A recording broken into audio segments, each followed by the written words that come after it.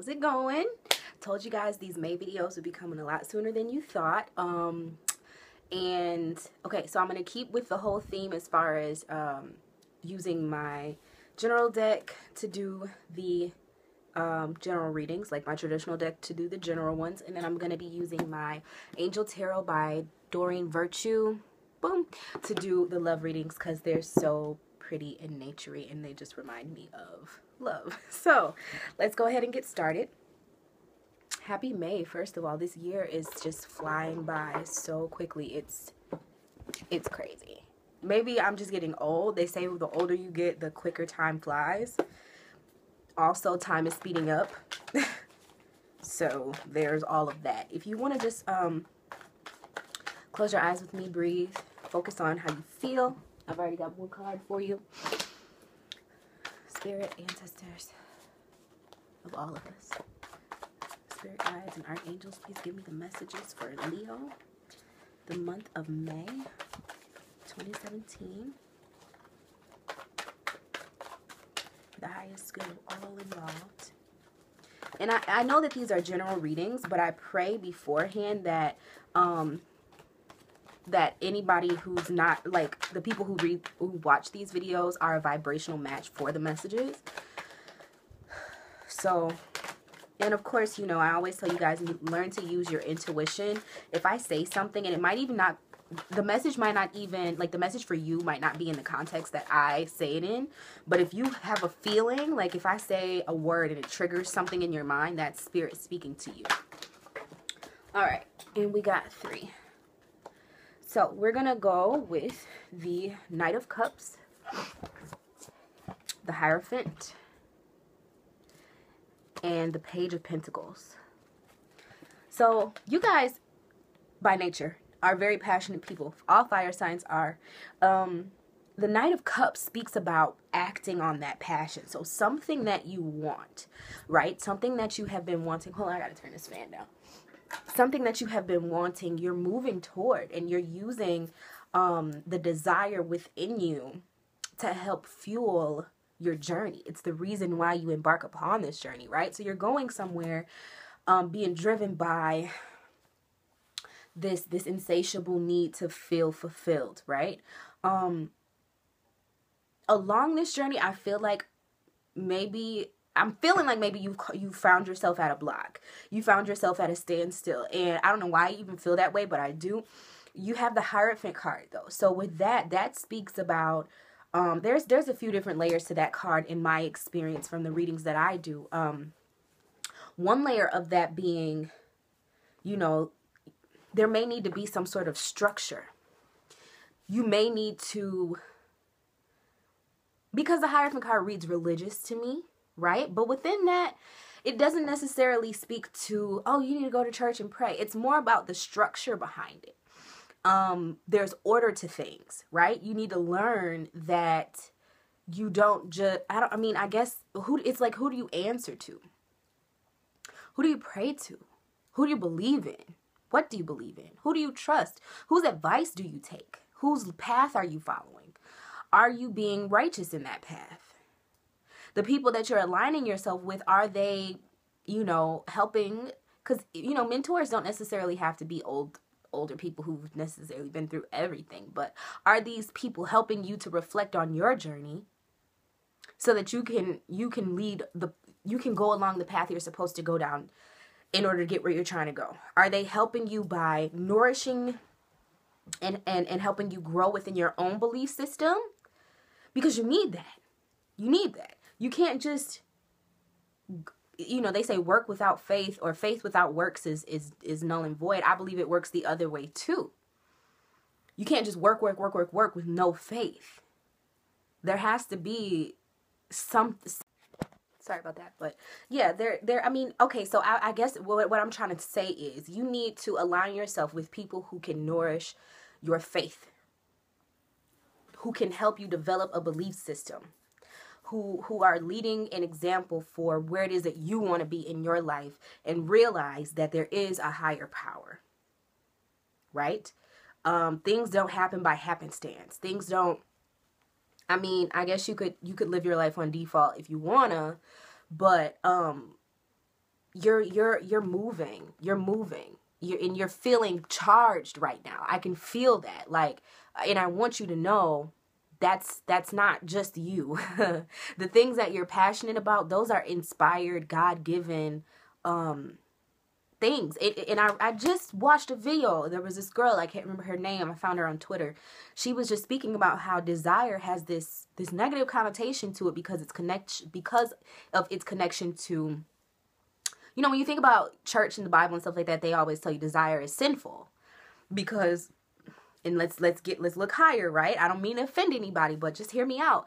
Desire is connected to the divine feminine. When you think about even people like Mary Magdalene, remember how there was rumors that she was a whore, right? But if you really look at her life, some could say she was the twin flame to Jesus. And if you look at him and all of his divinity, he was an ascended master, right? So how come we praise him and shun her? Why? If they were equally yoked, right? It's because the people in religious power wanted to put a negative connotation on the divine feminine, because what would happen if the divine feminine and the divine masculine knew of their power? What would happen if the equally yoked came together and joined in union? The shit would completely change. The paradigm shift would happen, you know, and that's what's going on now. That's what's going on now. So I need everybody to understand that within that, there is power. So when you have that inspired thought, the things that you've always wanted, the things that, like I say, I use the word insatiable because it's like there's always room for more. You always thirst for more. There's something that you want in this world more than anything, right? You've always wanted it. And no matter how much of it you get, you always want more. And it's not greed. That's different. That's coming from a different place. That's coming from an empty place. This is coming from a full place. This is coming from a place where you know this is your calling and you can never get enough because you're sharing it with people and you're giving to the world, right? So within that, keep your shit together. Stay in alignment. And that's why you need examples, people who can help you keep the faith and make sure that you're on the up and up when it comes to this, because if not, that desire can fuck you up and the energy gets misconstrued. I can't even let this message out quick enough. The energy gets misconstrued and you start doing things out of desperation. And you never want to do things out of desperation. That's not why you're here. That is not your calling. That's not going to make you feel fulfilled. You're going to be, do you see how he's going after whatever it is he wants? If you do things out of desperation, you'll be going in circles. You have to know who you're answering to, what that energy is. You need to identify with it. This video would have to be an hour long for me to really give you guys everything that's on my mind right now about how to, like, I can't articulate it quick enough. Like, I can't articulate. You have to do your own research and kind of just feel what I'm saying. Don't try to conceptualize it because it's logically not what you're conditioned to understand, but just feel it. And I feel like once you do get in alignment with the highest good of what it is that you're doing, there will be opportunities there. Now, I say opportunities because there's no promise, there's no guarantee that these things will necessarily go through. But, you know, there will be opportunities for your advancement there. And from you putting yourself out there more, people will recognize your light, right? And even with this Leo energy, I have to be very, very honest with you guys. You know, it's important that you exercise that your power in a humble way.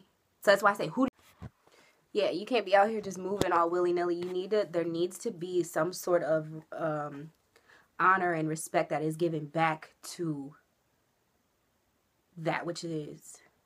Say thank you. Exercise, you know, how grateful you are to be given this inspired thought, to be on the path that you're on, to have come into this life into the density that you're in, the body that you're in, the existence that you have while in this form, this 3D form. Give thanks, and then you'll start to reap the benefits of that. You'll start to see that your vibration has changed the way that the universe responds to you by way of giving you more opportunity and opening up more doors for you to make real the desires that you have. Because the desire is not bad. That's not the bad part. It's just you need to balance that out with thankfulness and know that it's not just you. It's not you. That's spirit. That's divinity working through you. You're a vessel. All right, let me continue on. I hope that message resonated with you guys. My videos keep cutting off shorter and shorter. I'm using my iPhone to film, and honestly, I'm over it. Like, I'm going to go get a vlog camera sometime this month. All right, so let's center in and do Leo love for May 2017.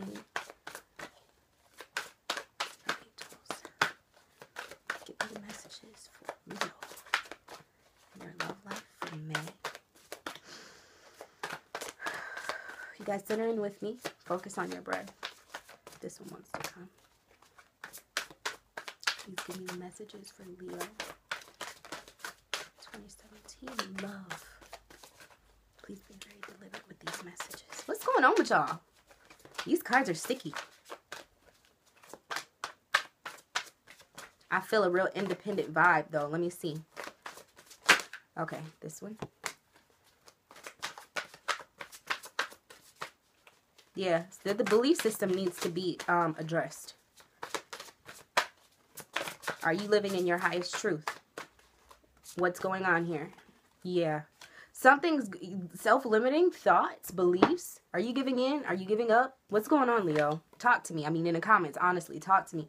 You have the 9 of fire, the 9 of air, boom, and the 8 of air. 9 of fire talks about, and this just always gives me, women, independent. That just gives me that energy right there. I don't know why, but it says, don't give up, protect that which you've created, have courage, and believe in yourself.